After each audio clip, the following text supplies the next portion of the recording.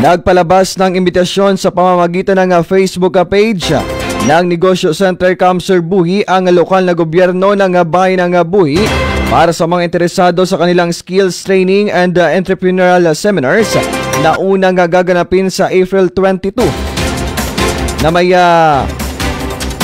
unang tatalakayin ang crafting traditional fabric into chika fashion accessories. At sa May 27 naman ay ang fish credible shawarma skills training on making tilapia shawarma. Habang sa mga susunod pa na buwan ng June hanggang September ay meron pang mga nakahanda mga training and seminars. Ang aktibidad na ito ay dinisenyo upang bigyang mahalagang konsepto, estratehiya at kasanayan upang matulungan na lumago at magtagumpay sa pagnegosyo.